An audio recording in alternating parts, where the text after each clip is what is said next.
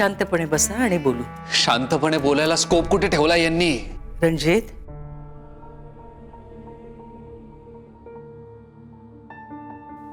काय झालंय? हाय साहेब, दादासाहेब अत्यंत खोटं आणि ताळतंत्र सोडून वागलेत. पॉवर ऑफ अटर्नी अजूनही विड्रॉ केलेली नाहीये. रणजित, जुनी गोष्ट झाली ती. जुन्या गोष्टी उगाच उगाळू नका. दादासाहेब, पॉवर ऑफ अटर्नी कुठे आहे?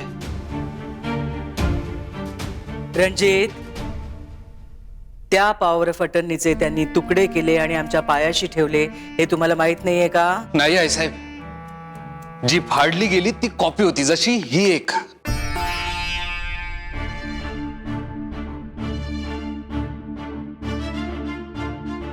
ओरिजिनल कॉपी अजूनही दादासाहेबांकडे, जी लपवून ठेवली त्यांनी अजूनही.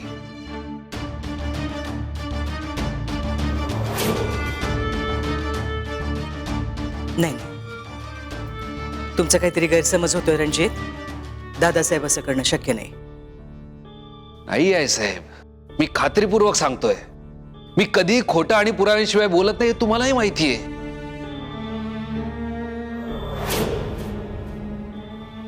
नाही नाही, असं शक्य नाही.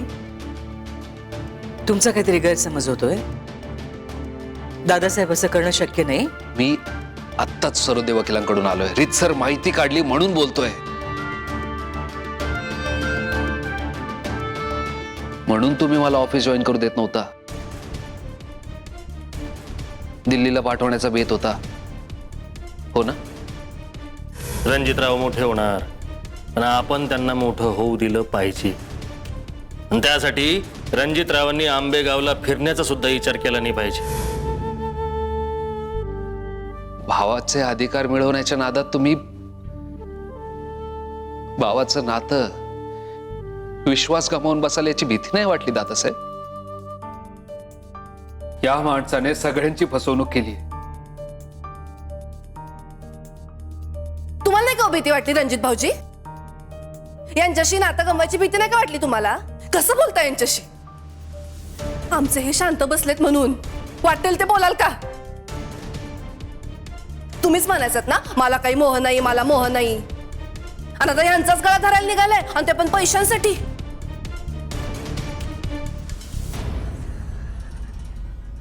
राजश्री, उगाच फालतू बडबड करू नकोस हा. आम्ही काही बडबडत नाहीये. यांनीच पूर्वी जे काही बोलून ठेवलंय ना, त्याची आठवण करून देतोय फक्त. रणजित, तू बोल.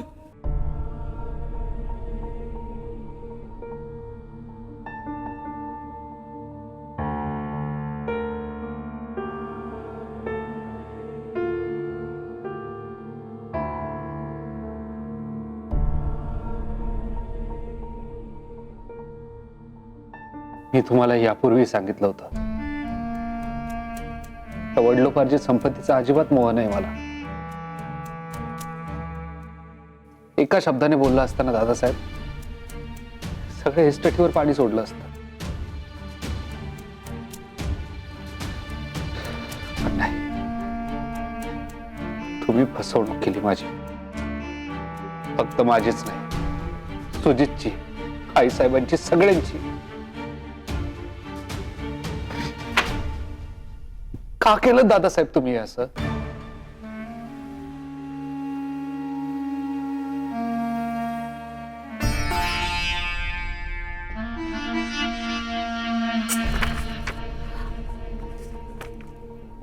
दादासाहेब, आईसाहेब, आम्ही यांना उत्तर द्यायला बांधील नाही आहोत. कोण आहात तुम्ही आणि का आम्ही तुम्हाला उत्तर द्यायचं? बारक्या आहात, आणि बारक्या लोकांनी नाही तिथं तोंड घालायचं नसतं. दादासाहेब, आवाज खाली. जेव्हा सगळी जबाबदारी आमच्या खांद्यावर टाकून वर्दी घालून गावभर शायनिंग मारत फिरत होतात ना, तेव्हा पाहिलं का वळून आमचं काय चाललंय ते?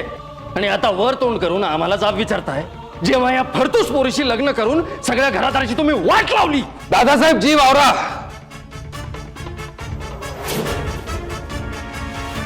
इथे माझ्या लग्नाचा काही संबंध नाहीये. नाही कसा आहे, संबंध आहेच. या पोरीशी तुम्ही लग्न केलं आणि ढाले पाटील कुटुंबाचा डाऊनफॉल सुरू झाला. या महाप ओलांडून घरात आल्या आणि सगळ्या कुटुंबाची माती झाली. जेव्हा अख्खं खानदान जेलमध्ये होतं तेव्हा कुठे गेली होती तुमची वर्दी?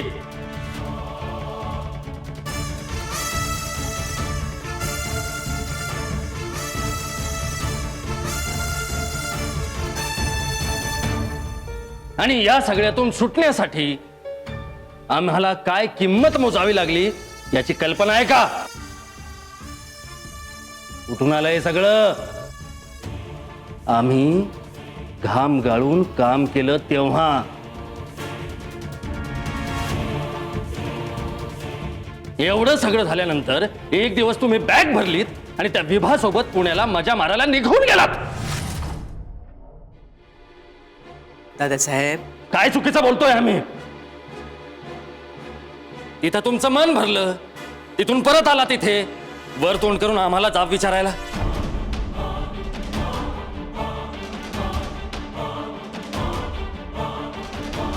या मोहमायाच्या गोष्टी आम्हाला सांगू नका. या सोडून आम्ही कधीच परमार्थाला लागलोय. खरं तर आम्ही संन्यास घेणार होतो. मोठ्या भावाचं आणि मोठ्या मुलाचं कर्तव्य म्हणून माघारी आलोय.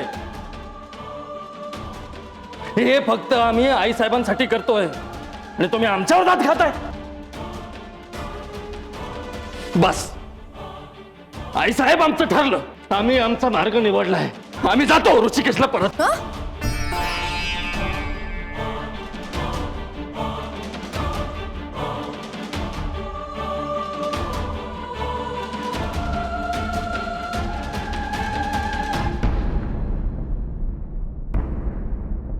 तुम्ही आमचं ऐकणार नाही आहात.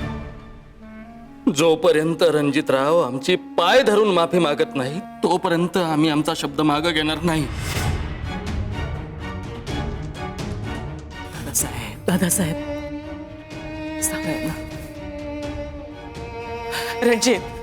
रणजित थांबवा दादासाहेबांना. तुमचा काहीतरी गैरसमज होतोय. रणजित, ते पॉवर ऑफ अटर्नीचे पेपर्स जर कुठे असतील तर आम्ही नष्ट करू. आमचा शब्द आहे तुम्हाला. तुमचे अधिकार कोणीही राहून घेणार नाही.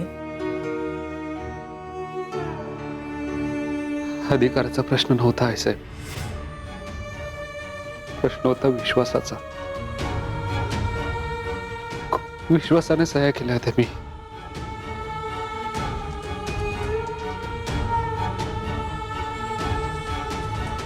मला जे बोलायचं होतं, जे सांगायचं होतं ते सांगितलंय. मी नाही राहू शकत आता या घरात.